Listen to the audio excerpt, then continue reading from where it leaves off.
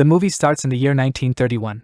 Henri Charrière, also known as Papillon, is a thief and safecracker. He escapes by going out the window after stealing something and goes to see his boss, Jean Castelli. Castelli tells Papillon about the consequences of betraying him, by showing his gang member hurting a man. So, he tells him to be cautious. He gives the diamond to the boss after receiving the money.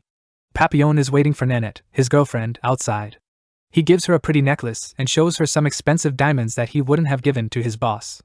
As they walk away, a man notices them. In simpler words, Nanette is holding some jewelry. The two have fun teasing each other as they walk on the street. Nanette tells Papillon that she wants to live in the countryside. But Papillon is not certain if he will have enough money in the country. He asks for 6 months to save money, but she cannot wait that long. Their conversation is stopped when his landlord arrives to collect the payment for the place they live in. But when Papillon opens the door, the police quickly come in and arrest him. They say he's being accused of killing Roland Legrand. The person who was captured by Papillon's boss the night before was the same person who became the victim. Even though Nanette says that Papillon was with her all night, the police do not believe her, and they take him away. When Nanette visits Papillon in jail, she tells him that he wants to request another trial. Why is he being punished for a crime he didn't do? But he says it doesn't matter. It's a carefully planned plot. He asks Nanette to stop thinking about him, but she says she can't do that. A man named Gillet tells him that he cannot get out of jail without money. Then he shows a person named Louis Degas who makes fake money and is very rich. Papillon sees Degas when they are heading to the boat that will take them to jail and realizes that many people know who Degas is. As soon as they are on the boat, Papillon goes up to Degas and asks him for money in exchange for keeping him safe so he can escape. However, Degas says no to his offer. That night, while lying next to Degas, a big prisoner suddenly attacks another prisoner's stomach and takes their money.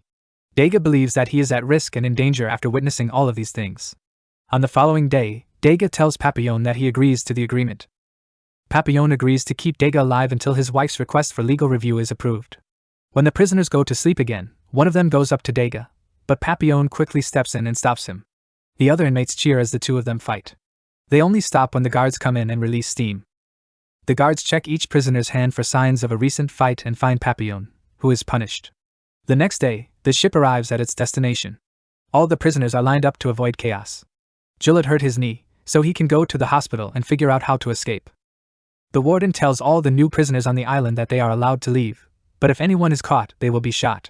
And if you manage to avoid being shot, you will starve because there are only thorny bushes here. Also, if you try to escape through the ocean, there will be hungry sharks waiting for you and they will eat you. Also, if you come back, you will have to spend the next 2 years alone in prison.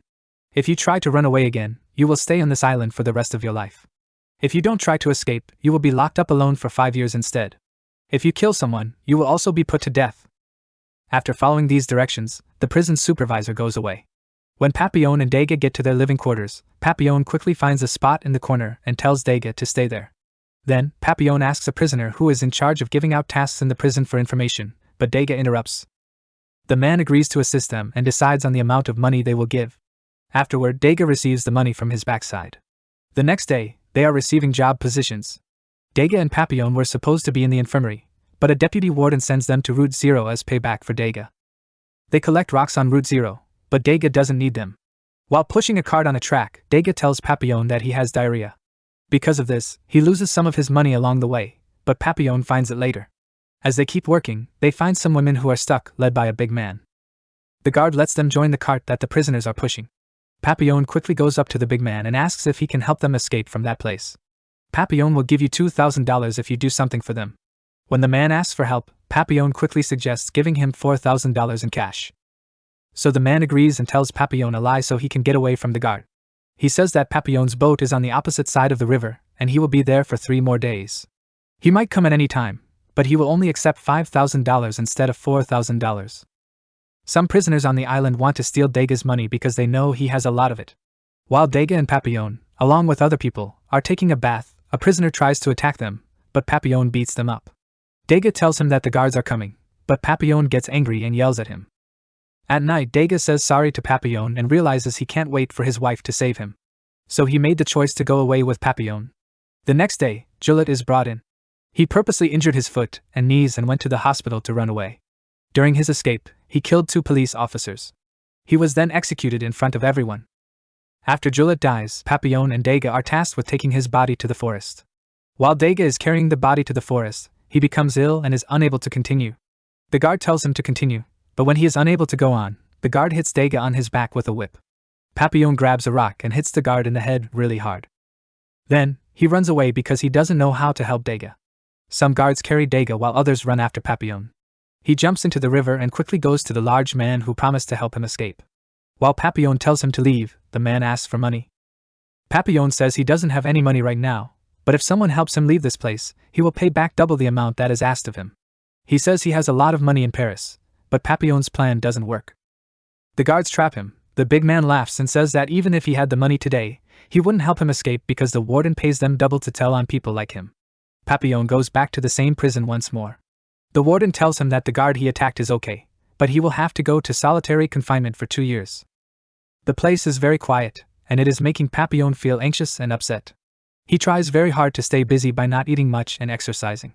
But he only gets lentil soup to eat, which makes him very weak and causes many of them to die. A few days after, Papillon finds a coconut in the water bucket. Degas called for him after giving things to the guards. Every day, Papillon gets a piece of coconut. But then, the person in charge sees a coconut and asks Papillon about it. However, Papillon does not talk about Degas. The person in charge tells Papillon that he will only get half of his food, which makes him feel weak and makes him give up on trying to escape. Again, the warden asks Papillon for the name of the person who gave him coconuts, but Papillon doesn't say anything. And he tells his guards to keep Papillon in total darkness for the rest of his time in solitary confinement. Papillon starts to see and think about things when it is very dark. He remembers the time he spent with Nanette, but Degas is acting foolish. Afterwards, he discovers a locked room and tries to get inside, but fails. The vault opens when the man Degas comes back and shows his old self on the other side as the scene gets darker. Papillon's mental health has gotten worse. Because of this, the jail authorities move him to a medical facility to get help. Currently, Degas is working as an assistant to a warden. When Degas sees him, he looks sad and says, "You were right, I won't be able to leave this place. My wife, who married my lawyer, is doing good." Degas says sorry to Papillon because he thinks it's his fault that Papillon is not feeling well. Then, he finds out that Papillon is just pretending to be mentally ill. Afterwards, they talk about a plan to escape. They decide to use the prison's upcoming movie showing to make their escape. When someone tells Papillon that they need Célier's help, he acts irrationally and pushes Degas away. Then, Papillon sees a person in the infirmary attacking a patient named Maturette in the bathroom. He goes to Maturette and asks him to help them escape. Maturette agrees to distract the hospital attendant in exchange for the opportunity to flee with them. The next day, Papillon, Degas, and Maturette talk about how they will escape. Degas is concerned about Célier, but Papillon believes in him. To make the guards fall asleep, Papillon gives Degas the sedatives. Maturette is flirting with the hospital attendant. Papillon and Célier come fast and bring him down. Maturette gets mad and hits him with her foot and shouts loudly. One of the guards downstairs hears something and goes to check it out. Luckily, the sedatives make him fall asleep, and they go after the guard who is still downstairs. The 3 people are waiting for Degas, helping the person in charge and the people he invites to visit. When it rains, the power goes out. Célier and Maturette want to go somewhere, but Papillon refuses to go unless Degas accompanies them. Finally, Degas shows up with the keys to an important pathway. They jumped over the barrier while it was dark. When Degas makes a jump, the power comes back. He jumps and lands poorly, causing his leg to break. Célier wants to go away from Degas, but Papillon refuses to go. While they were traveling in the jungle, they are caught and held captive by armed men. A man who seems to be in charge arrives, and it turns out he is the one Célier talks to about the boat. Even though the 4 of them can go in the ocean, their small boat can't hold all their weight. Célier talks about leaving Degas behind, but Papillon says no again. Unfortunately, a storm is coming towards them. In a desperate and urgent attempt to kill Degas, Célier quickly takes hold of a knife. Maturette starts to attack him, and then Papillon and Célier join the fight. Célier is stronger than Papillon, but Degas takes the knife and kills Célier. Then they get rid of his body by throwing it into the ocean. Despite the storm at sea, they somehow manage to reach an island in Colombia. They think that they are finally free now. But none understands the origins of these people. Degas and his other partner want to stay, but Papillon wants to go. Papillon goes by himself when he sees a police car coming towards him, because the nun has already told the police. Papillon goes to Degas to get away from the situation, but they are stopped because Degas hurt his leg. The police shoot Maturette. The 2 go back to Devil's Island again. Papillon is punished with 5 years in a prison cell alone because he tried to escape again. He has already been in prison for 2 years. Papillon stays there for 5 more years and manages to stay alive. Then, he gets sent to Devil Island High Class. There is not much protection because of the tall cliffs and the ocean surrounding the area. When Papillon arrives here, he sees Dega again. He realizes that right after catching him, the warden took him to Devil's Islands.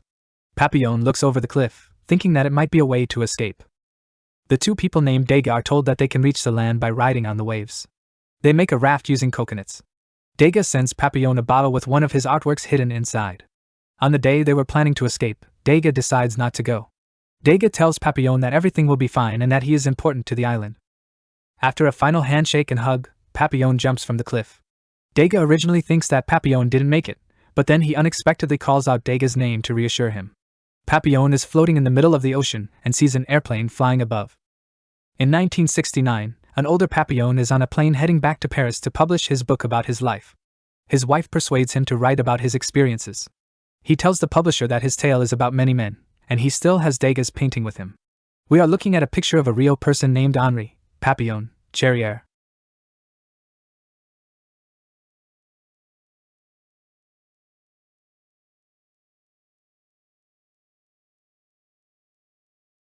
Thanks for watching. If you want to see more videos like this, please turn on the notifications and click the like button to support the channel. See you in the next video.